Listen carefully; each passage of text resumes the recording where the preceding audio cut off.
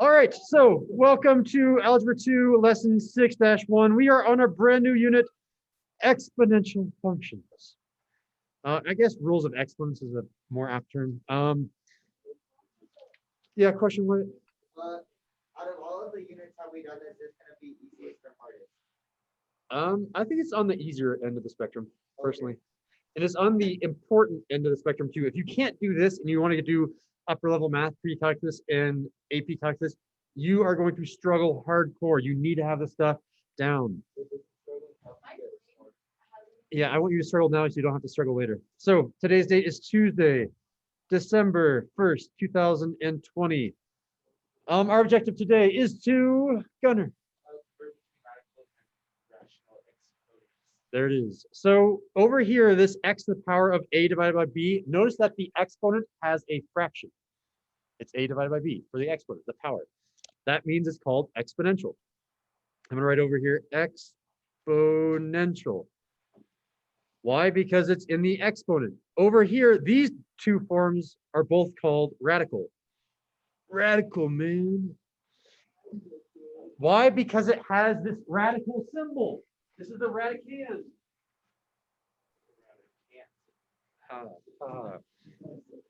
By the way, all of these expressions are the same. There is an equal to sign in between here. This is how you convert. If you have a divided by b for your exponential form, you do to the power of a on the inside or the outside. It does not matter. And the index here, this piece is called the index, is going to be whatever the denominator is. Again, it does not matter where a is. It can be inside or outside, but the index has to be whatever the denominator is. So I'm going to get hard kind of quick here. Let's do baby steps to begin. Y to the power of 1/5. That's in exponential form. I want to convert it to radical form. Wyatt. Would it be 5 squared y to the power of? There it is. Yeah. So the y to the power of 1 is on the inside. And the way that you pronounce that is the 5th root of y to the power of 1. Or you can just say the 5th root of y. Again, whenever you have a power of 1, you can assume that that is, I guess I have to erase it. You can assume that it's not there. Perfect. Thank you, Wyatt. Next one. W to the power of 1/7. Andres. So W to the power of 1 goes on the inside. Yep, or just normal W, right? To simplify it. Square root. This radical symbol. Yeah, the radical symbol, and then The index. the index is 7. The index is 7. There it is. Yeah, so the way that you pronounce this is the 7th root of W. Can you practice saying that, Andres? The 7th root of W. There it is. Thank you. Question, Gunner? Good. Go ahead and answer the next one. Yeah. Can you pronounce it like, so Andres pronounced this as the 7th root of W. This one is going to be the 9th root of C. There it is. Thank you. And if you haven't started doing this little extra mark at the very end of your radical symbols, I highly suggest starting. It lets you know where it ends. Because if you have a term right here, sometimes it's unclear whether the term afterwards is inside or outside. If you have this little mark at the very end, you know it's on the outside or the inside. It's a good habit to get into. By the way, Fernando, those 2 pieces of paper are for Sam. You can drop them off for her. Thank you. All right, so let's do it the other way around. I'm giving you a radical form, and I want to convert into exponential. The cube root of a, or the 3rd root of a, same pronunciation. How do I convert that into exponential form? I want to call on someone new if possible. Sorry, Andres. I'm raising my hand. Oh, sorry, Charles. Yes. Would it be a to the power of 1/3? It is indeed a to the power of 1/3. Thank you. Right. Because we assume that the power in here is 1. If there isn't a power, so it is 1/3. Question, you got it? Or you have the next one? I'm going to call someone new. Jade? There it is. B to the power of 1/11. Next. This one is a little bit harder. Yeah, Fernando. 1/1. Good guess. D to the power of 1/1 is just D to the power of 1, which is D, which is not quite the same as square root of D.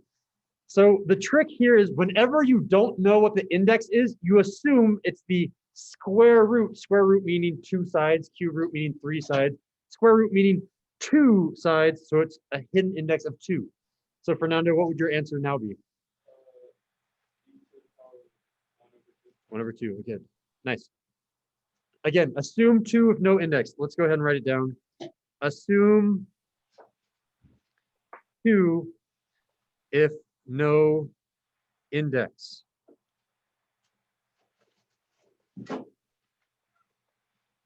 Okay. Let's try some harder ones. Convert these to radical form. I have k to the power of 2/3. These are slightly harder. Still would give preference to people that haven't talked yet. But if we just have repeats, that's fine. What? What is the 3 root k squared? 3. So cube root Yeah, cube root of k squared. of k squared. Perfect. And you can either write it this way, or you could write it, there's 2 ways to write this. So you can say cube root of k squared, or you can say that this is the same thing as the cube root of k quantity squared. Those are both the same form. It doesn't matter if that 2 is on the inside or the outside. Let's try another one. This m to the power of 12/7. Gunnar. 12 root quantity. Not quite. See if you can find your mistake.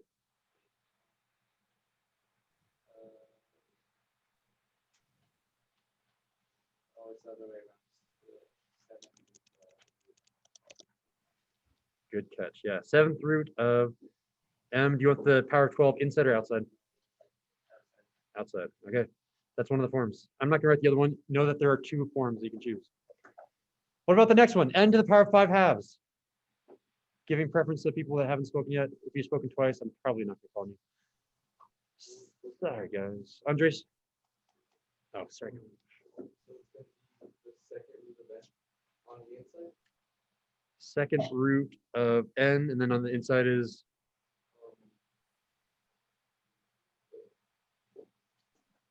Is 12. 12, like that. Oh, wait. Never mind. It's 5. 5. Yeah. Yeah. And can you simplify this? Is equal to.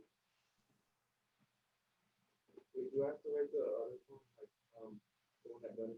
No, not quite. Again, whenever there's a 2 here, to simplify that, just get rid of the 2. So you just say the square root of n to the power of 5, like that.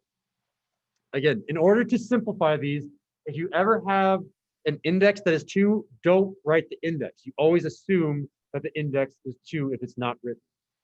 That is the simplified form. So writing the 2nd root of n to the power of 5, like is written up here, I'm going to take off at least half a point on a quiz or a test if I see that, because it's not simplified. All right, and then again, hard ones going the other direction, exponential form. Question, Gunnar? What if it's on like, what if it's the inside?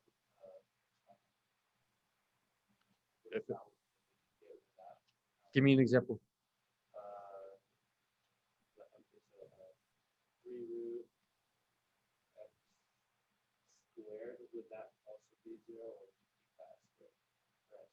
So you leave this a cube, you leave this squared. So if this is a 1 for power, I don't know what that just happened. Okay, so if this is a 1, then you can hide it. If this is a 2, then you can hide it. So let me write that again down here. So if I have the 2nd root of x to the power of 1, this is unsimplified. Unsimplified.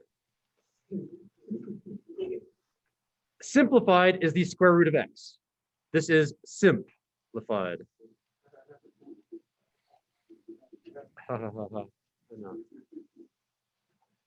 Do not write power of 1. Do not write the 2nd root for the index. All right. All right. Example number 4. Who's got the first part? Jose.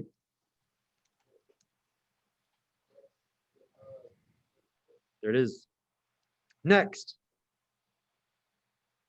Jade. There it is. Next. Next. Going. really close. I think it's a z. So z to the power of 2 sevenths. So I think these are backwards, right? So 7 is the power. So it should be what?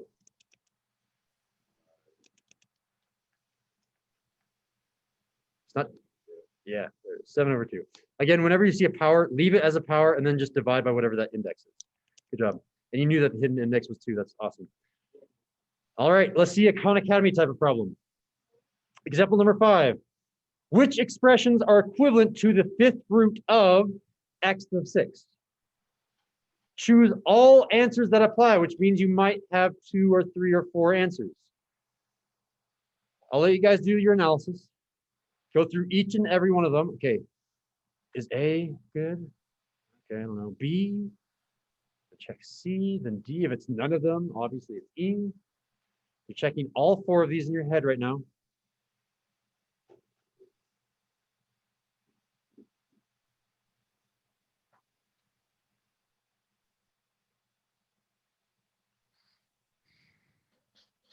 All right. Who has at least one of the answers? Cone.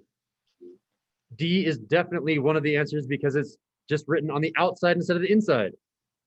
There's another answer up here, though. Charles. Is it A?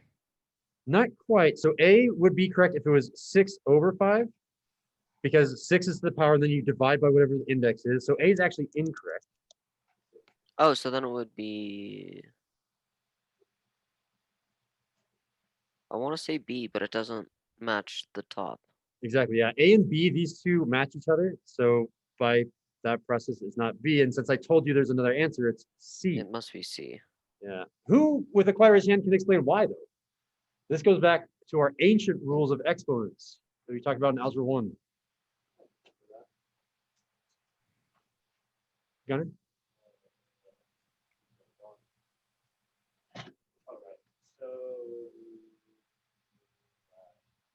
Jade? Every variable has its that leads to power. You can't see it always, but it's always in the power. So if you put it in the C form, it would be x to the sixth power times. And that's the key word I'm looking for, times. The rule that Jade is invoking is if I have x to some power, let's call it a, and I take that to another power, like I am here, I'm taking it to the power of 1/5, to the power of b, what I'm really doing here is x to the power of a times b. So this can be rewritten as x to the power of 6 times 1/5, and 6 times 1/5 is 6/5. So 6/5. And that is exactly what this is written as in your exponential form. Thank you, Jay. Another. No, we're done. That's it. The end. Was that 10 minutes? Did you time me? That was way longer. Okay. Well, I want to make sure you guys really understood it, though. Okay, so everyone right now that was doing the lesson, fist of 5. How well can you convert between radicals and rational exponents? I've got 5, 5, 5, 4, 5, 5, 5. You do the lesson? Okay, 4. You do the lesson? Okay, 4 and 5. All right, nice. And 5 for 2. That concludes our lesson.